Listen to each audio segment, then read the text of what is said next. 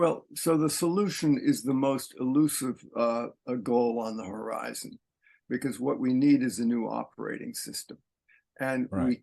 we are seeking one at a time when the contradictions between both sides are growing ever more stark.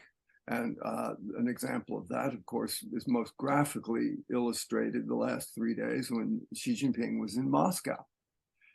And what you see now is not just realignments of trade, sort of breakdown to some degree of the old global system where it didn't matter where you made things and what kind of government they had, as long as you could get them quickly, rapidly, and cheaply. What we see now is almost something like the World War II Axis and Allies blocks. We see Xi Jinping going to Moscow, teaming up with Iran and Saudi Arabia, flirting with Orban and Hungary and Erdogan and Turkey, and of course there's North Korea and a few other places like that. So, as I say, I think Xi Jinping has given this thing a very complicated political nature, which makes it extremely difficult to imagine how we're going to find a solution. That's what Nixon and Kissinger found in 1972, a way to realign things.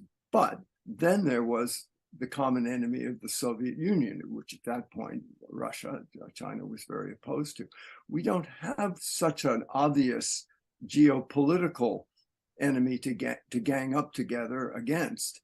We do have things like climate change or cancer or nuclear weapons, but we seem utterly, or pandemics, but we seem utterly incapable of coming together with China on these things. And I think that's partially not because of the United States or Europe's refusal to play, but because Xi Jinping and the Chinese Communist Party have a habit of holding one issue hostage to another.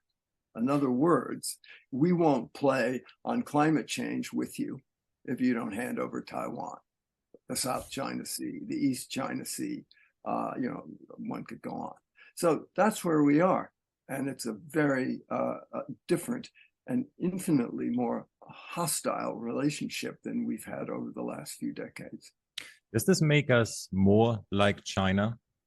Because if I think about it, the level of state interference in business or, let's say recent green energy kind of packages under the Inflation Reduction Act, and all point pretty much towards, okay, we're actually becoming a little bit more like China.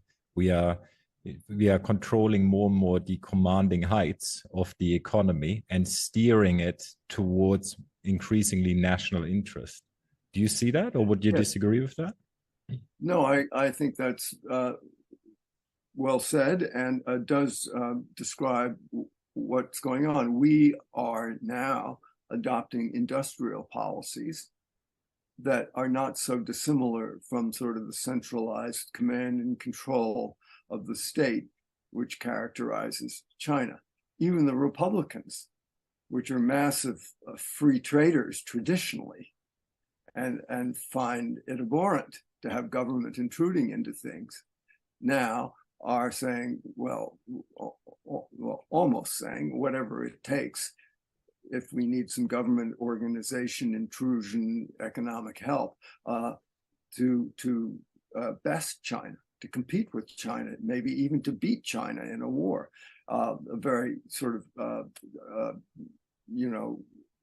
obvious example of this, of course, is microprocessors, semiconductors, where we have the Science and Chips Act to make us less dependent on Asia, because most of the chips are made in Taiwan, China, Japan, and Korea.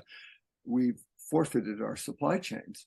We do the design, they do the fabbing, packaging, testing. So we're very dependent on an area for the most elemental